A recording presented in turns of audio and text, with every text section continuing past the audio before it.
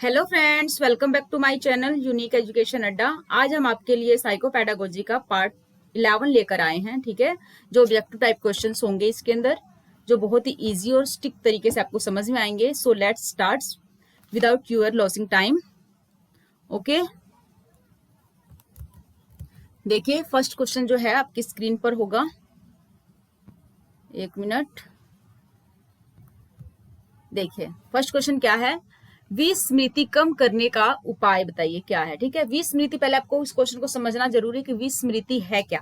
स्मृति आपको पता है, किसी भी चीज को रिमेम्बर यानी रिमेम्बर रखना। ठीक है, जो चीज हमें याद हो अच्छे से। और विस्मृति का मतलब उसका ठीक अपोजिट होता है। ठीक है, जो हम जिसे हम याद ना रख सकें, तो उसके लिए हमें क्या करना होगा ये पूछा है, उपाय पूछा है। फर्स्ट है सीखने में कमी, सेकंड है सीखने की त्रुटिपूर्ण विधि, थर्ड है पाठ की पुनरावृत्ति और फोर्थ है स्मरण करने में कम ध्यान देना। तो देखिए जो ये तीन विधियां हैं, इससे आपको पता चल रहा होगा कि इससे विस्मृति कम नहीं होगी बल्कि बढ़ेगी। सीखने में कमी करेंगे तो हमें विस्मृति का सामना करना पड़ेगा, स्मरण करने में कम ध्यान देना या सीखने की त्रुटिपूर्ण विधि। ठीक है, लेकिन थर्ड ऑप्शन देखिए, पाठ की पुनरावृत्ति। पुनरावृत्ति का मतलब होता है बार बार उसे दोहराना। ठीक है, जब हम किसी भी टॉपिक को बार बार याद करेंगे, बार बार उसको स्मरण करेंगे, तो वो चीज हमारे दिमाग में बैठ जाती है अच्छे से। ठीक है, इसलिए थर्ड ऑप्शन इसका क्या हो जाएगा, राइट हो जाएगा।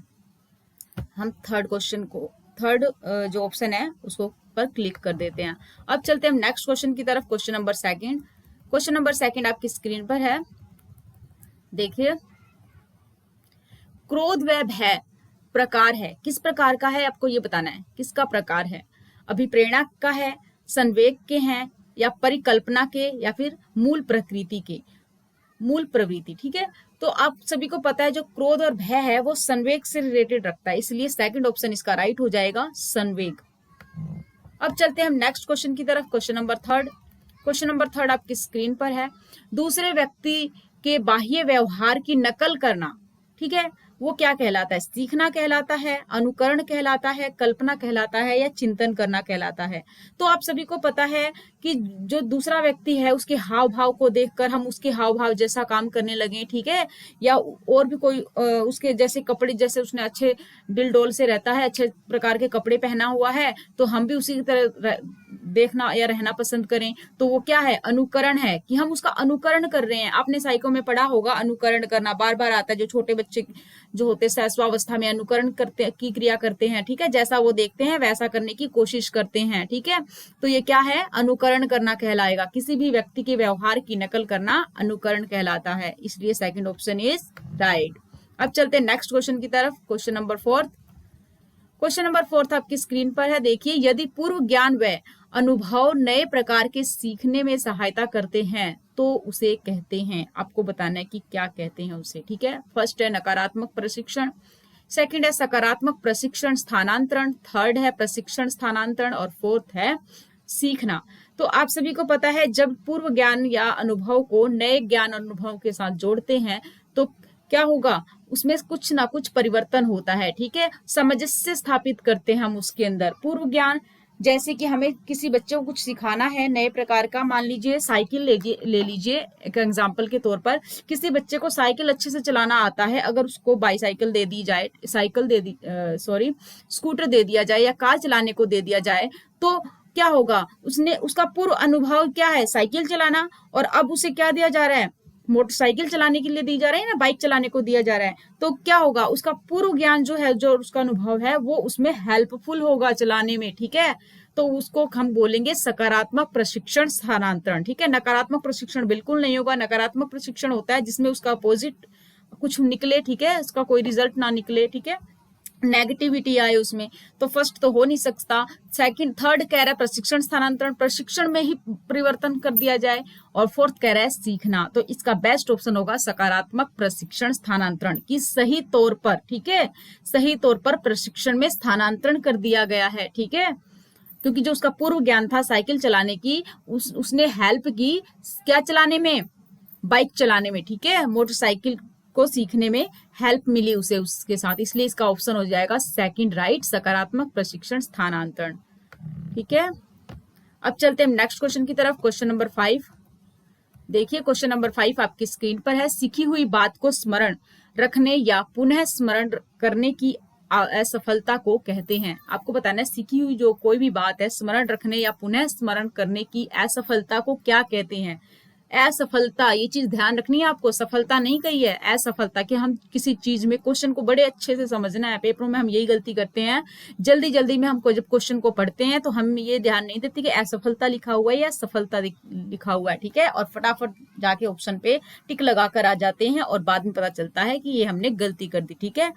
तो आप सभी को पता है कि एक बार जब गलती हो जाती है तो उसको सुधारने का मौका हमारे पास नहीं होता है, इसलिए क्वेश्चन को बड़े अच्छे से पढ़ना है। सीखी हुई बात को स्मरण रखने और पुनः स्मरण करने की असफलता को क्या कहते हैं? बड़ा घुमावदार क्वेश्चन पूछा गया है, लेकिन आपको घबराने की कोई जरूरत नहीं है। पहले इसको अच्छे से समझना है कि क्या पूछा। यही कह रहा है, बस सिंपल तौर पर देखिए कि जो भी हम कुछ याद रखते हैं, ठीक है, उसको दोबारा जब हम उसको याद करने की कोशिश करते हैं तो उसमें हम असफल हो जाते हैं, हमें वो बात याद नहीं आती, तो वो उसे क्या कहते हैं? कल्पना कहेंगे, स्मृति कहेंगे, विस्मृति कहेंगे या ध्यान कहेंगे? तो आप सभी को पता है उसको क्या कहेंगे?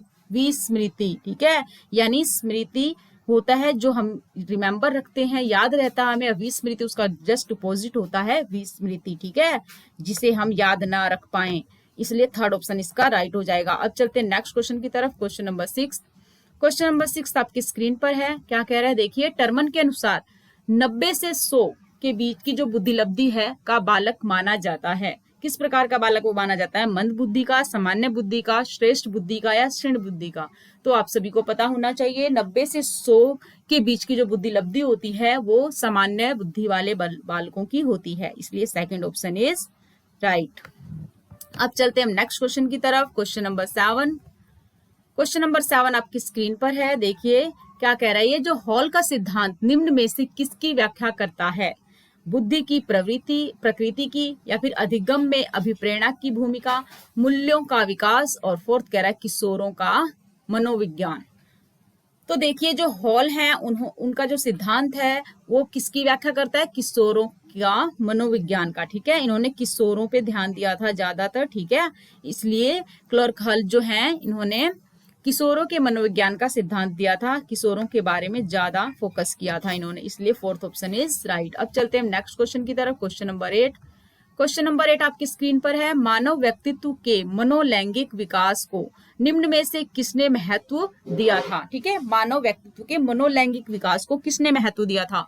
कमेनियस ने, हॉल ने, हॉलिंगवर्थ ने या फिर फ्रायड ने? ठीक है, तो इसका आंसर हो जाएगा फोर्थ, फ्रायड ने। ठीक है, मानव व्यक्तित्व के मनोलैंगिक विकास को फ्रायड ने महत्व दिया था।